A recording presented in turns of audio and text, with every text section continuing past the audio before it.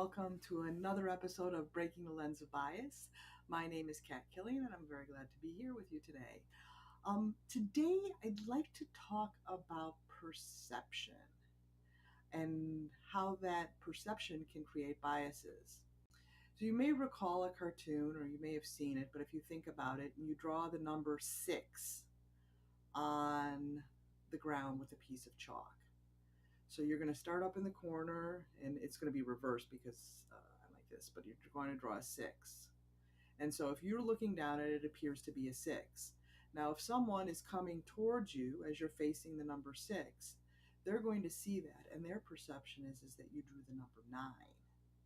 So it all depends on how you perceive it. It depends on the point of view, the vantage point from which you look at things. And oftentimes that just looking from that vantage point can create bias in us. And so this brings me to the real life example of today's show. I've been paying attention to the the kind of the controversy about the releasage of 40,000 hours of the footage from January 6th. And there's been a lot of brouhaha about whether or not it gave away security secrets and things like that to Tucker Carlson. But there's a couple of things that are very interesting. The first is that this was only released to Tucker Carlson. And so, given that he's on Fox News, what was the purpose of that? And normally we understand that news sources have different biases, and where those biases come from. And in Fox News, in particular surrounding the January 6th narrative and the 2020 presidential election, we're finding out that the perception of the individuals as released in private text messages and emails was very different from what they said on the air.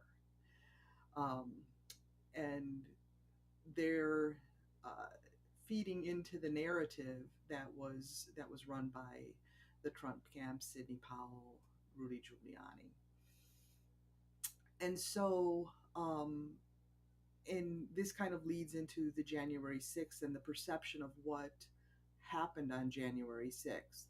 So Tucker Carlson gets this 40,000 hours of footage, and he releases, I think it was like 2.5 minutes, if I recall correctly, more or less, of footage of just people kind of wandering around and the police following them. And it seems very peaceful. So if that was all you saw of January 6th, you would of course buy into the narrative. Well, of course it was peaceful. People just got in the Capitol and they were wandering around and seeing what was what. It was no big deal. The problem with that again is perception. So the perception was a small part of the whole. A small part of that. It was standing in one location and looking at the number 6 rather than seeing it from all the different angles. And again, that's a very simplified explanation. You can only consider things in their totality. They say that often with police videos, when we're looking at crime, and sometimes the things that happened in a moment might seem horrific in that moment. But what led up to it and what followed it isn't always true. And believe me, I am not an advocate of police violence, but it is understandable sometimes when somebody is so out of control, and things can go wrong and things can get excessive. And that's why we need to look at the footage in its entirety. We need to look at footage from different angles. That's why I'm a proponent of body cams, because then you can see exactly what happened. But you do have to look at it in totality, and you have to look at what may have happened before a body cam went on, for example. And so it's those kinds of videos can add to our perception, but they can also detract from it. And it's very important, again, I think, to not get stuck into one narrative based on a singular point of view or a singular perceived perceived point of view from where you're standing. It's necessary to, in order to break any biases that may occur when you are in and evaluating and making a judgment on a situation. This is what happened, is to actually look at all the different points of view. Um, Another very interesting. I was watching this morning some of the news coverage of the hearings on the East Palestine um, train derailment, and it was very interesting how was watching a center with Bernie Sanders and then followed by Lindsey Graham, and how Bernie questioned the uh, the executives from Norfolk Southern and what his focus was on. So his focus, and I will admit I came in the middle of it, so I did not hear the beginning of the question. But towards the end, his focus was on: will you provide medical assistance for people who have been harmed by this train disaster? And and so that was very interesting focus. And then Lindsey Graham went back to when he started questioning. It was about, was the train crew at fault? Was the scheduling I forget the exact term of it, but it had to do with the exact scheduling of trains, and was that a part of it? Um, and okay, that wasn't a part of it, so let's figure out what happened so we can prevent it in the future. And in reality, both points of view have very valid uh, concerns. Obviously, if a disaster has happened, we want to find out the cause. We want to find out the cause for a number of reasons. If there is a certain uh, blame to be had, and people were harmed by that blame, or property was harmed, who should be held responsible for the reparations involved in that, either mitigating the hazardous waste, taking care of medical bills from anybody who may have been affected by it, um, any damage to property, so on and so forth. But it's also important, given that Norfolk Southern has had four train derailments in recent history. This was the only one, in, as I understand, that was carrying hazardous waste, and so therefore it was such a problem. But why are these train derailments happening? Um, as we all know from the pandemic, the supply chains are very important. Um, and we saw what happened when supply chains were disrupted, and how that has disrupted the economy and the availability of goods and things like that. And so the train system is one of the lifelines, in addition to trucks and to some extent waterways, at least world transportation and waterways. But within the United States, it's primarily train and trucks. And oftentimes, I happen to live very close to a train depot, and I'm seeing the trains come in and then the trucks taking the cars off of them. So trucks seem to be, while there are long haul truckers, it seems to be more of a train thing for the long haul distance. So my point in saying all of this, I digressed a little bit, was to focus on why is this happening, and what can we do? What are the faults in the system? You know, when I was at work, when things went wrong,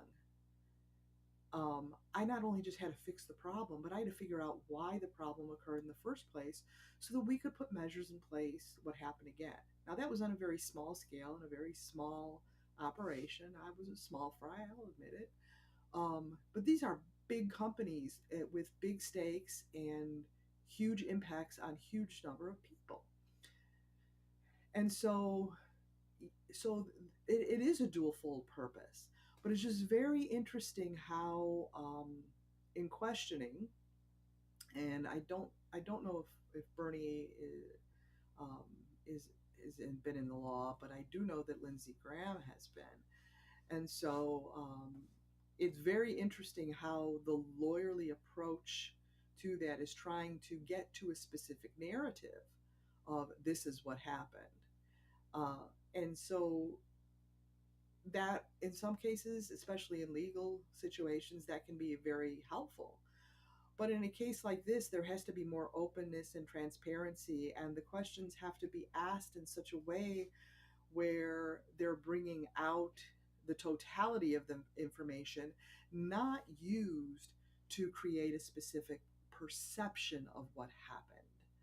Uh, in order to get that full picture so that we can fully deal with all of the ramifications of this disaster, both in the present and in the future, we have to look at everything and the legalese of it. And when it's in a political environment, um, we're trying to, they're trying to insert a political narrative. I mean, Bernie has his point of view, and he's very much on the responsibility and the people come first. And Lindsey Graham was more for the Republican point of view, which is about the deregulation and the economy. And it, that's the lens at which he's looking through the problem to get to the problem of fixing what happened so that it doesn't happen in the future. And again, both are very admirable qualities, but it's important to look at the perception of those individuals and where they're coming from and why their line of questioning is as it is, in order to, in part, create a political narrative that's congruent with their party's points of view. Um, so, and then going back to Tucker Carlson, well, given that Fox News was largely, you know, their public face at least, as I've said before, we know that they're privately, they thought Sidney Powell was nuts, and the things that she was saying and was were off the wall. And it was found to be, from a report from NBC, was found to be based on an email from one person, and the copy of the email was read, and this person was obviously a little bit crazy. Even said that, use the term wackadoodle. This may sound wackadoodle in this email. So it kind of, if it walks like a duck and talks like a duck, uh, it might be a duck. I'm not saying 100% certain, but it might be. And that's why it's important to have corroborative evidence, um, to to look at all the different points of view, to consider all of the facts and the situations and the concerns if there's numbers of parties involved. So Fox News had, privately, the people had this one narrative, and publicly they had this other narrative in order to push a political agenda. Now, you may believe that political agenda is true. Um, Again, where's the proof? Looking at this and looking at the motives behind it, it's understandable why that's there, because the opinions on Fox News, such as Tucker Carlson, are exactly that, opinions. They're not based on any necessarily, or not based largely in factual things. They take facts cherry picked in order to push a certain narrative, as does a left wing media. That's why it's important to have balanced media, so that when McCarthy released the footage to Tucker Carlson, that allowed Tucker Carlson to create a narrative based on small snippets of footage that it was a peaceful event, rather than what we saw by and large during the coverage of the event, by and large what we saw in the January 6th hearings. Um, and, I have not been to war, but I you're not fighting 24/7. There are obviously periods of downtime. There are periods of planning. There are periods um, of rest and even recreation. Um, and again, not to diminish war or anything like that, but the point is that you can find things that will change that narrative. One of the interesting things that was used was the Selma uh, crossing of the bridge for civil rights, and they were saying they were showing a footage of John Lewis, a very famous piece of footage, or not footage, photo of John Lewis being beaten over the head. So the police officer is like this, holding up, and you knew it wasn't a threat because he was down and crouched like that. Um, and we know what happened, that his skull got bashed in.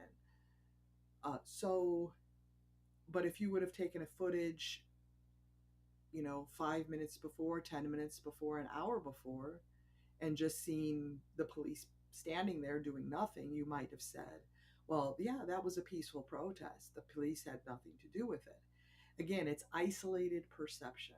So these are all just various kinds of things. So what I'm going to do is when I have a perception about something, I'm going to look at different facts. If I hear something on NBC and they say it one way, I may go to listen to what Fox News says about it. And I'll also listen to the opinions, because we can look at facts and we can make our own conclusions about facts. It's a six, it's a nine. But to look at all of the facts involved in it and to look all around it. So if I go to the other side of the number and stand next to the person who's looking at it as a nine, I'm going to be like, oh, yeah, I see that. Oh, I could see why you think it was a nine. My intention was, when I drew it, was a six, because this was my perception. This was my point of view. Um, and to look at opinions on the other side. Don't just confirm. Find opinions that agree with your point of view. Look at the opinions and take the arguments based on their merits rather than based on what your opinion is. And so, with that, uh, just be aware of your perceptions. Thank you for tuning in, and I will see you next week on our next episode of Breaking Lens of Bias. Till next time, bye.